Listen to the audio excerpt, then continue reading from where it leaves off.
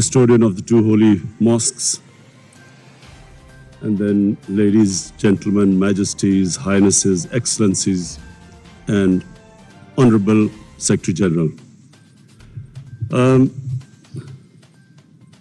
I always pictured that one day I would be speaking at this summit, and I always promised myself that whenever I got this opportunity, I would raise the first and foremost, the most important question about whenever in the Western countries people blaspheme our Prophet, peace be upon him. I always felt that the response from the Muslim Ummah, the OIC, I always felt it was lacking. And therefore I wanted to use this platform that the OIC owes a responsibility. Us heads of the states, we have a responsibility to the Muslim world. When anyone in the Western world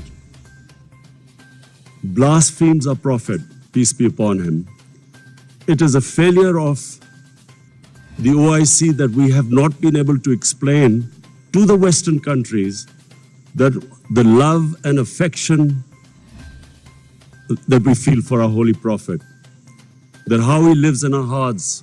It was up to us to explain to the Western people that the amount of pain they cause us when they ridicule or mock our Holy Prophet.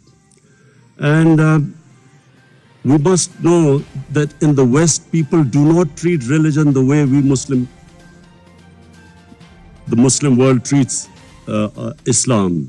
We live our religion. In the Western world, they have a completely different attitude to the way they approach religion. And so therefore, on this, Mr. Chairman, I would like to say from this platform that we must, in the forums like the United Nations, forums like the European Union, we must explain to them that they cannot hurt the sentiment of 1.3 billion people under the garb of freedom of expression. The Jewish community has very successfully explained to the world that any misinterpretation of the Holocaust gives them pain. And so the Western world views Holocaust with a lot of sensitivity. But that sensitivity is lacking when they come to talking about our Holy Quran or our Prophet, peace be upon him. So I feel that this forum must take it upon itself to explain to the Western world through these forums what it means to us and how we love and respect our Holy Prophet. Secondly, the Western world has very, through ignorance partly and willfully, they have equated Islam with terrorism or radical Islam with terrorism. I feel that this has done a tremendous amount of disservice to the Muslim community.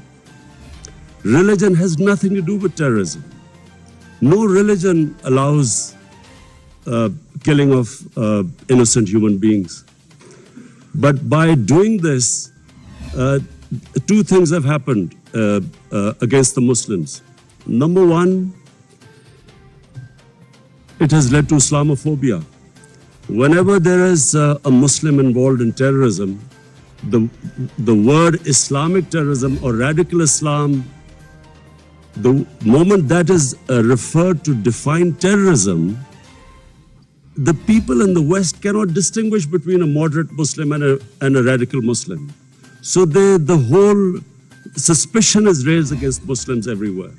This attack in New Zealand by this gunman who goes into a mosque and shoots 50 innocent people is because they cannot understand that Islam has nothing to do with terrorism.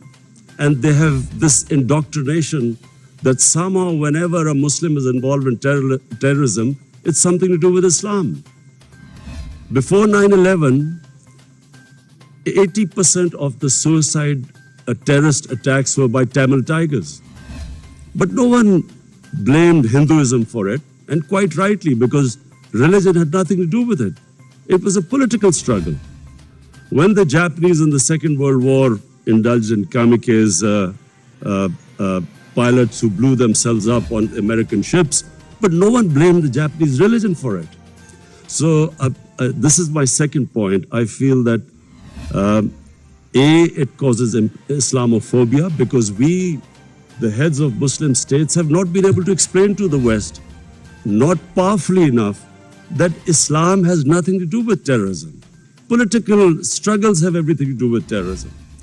And the second disadvantage which the Muslim world has as a result of this, I'm afraid is that Muslim freedom struggles or Muslim freedom political struggles are delegitimized when they are termed as because of Islamic radicalism.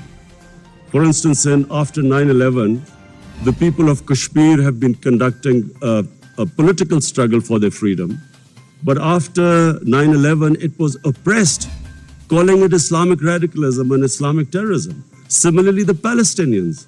After 9/11, the Palestinians were oppressed, using the Israeli government used the word Islamic terrorism. So this is my second point. I feel that from this forum, we must take a stand. We must de-link terrorism with Islam. My third point, Mr. Chairman, is about the Muslim world not paying much attention to science and technology. We have an organization called ComStech. I feel that we are on the verge of another industrial revolution with artificial intelligence and blockchain, new technologies coming in. We must not be left behind again. And I feel that we as a Muslim world must spend more of our resources in strengthening ourselves in this field. We must pay more attention to education, to quality education, to universities. Despite having all the resources, I'm afraid we lag behind. And I think from the OIC platform, it would be a good opportunity for us to concentrate on spending more on science and technology.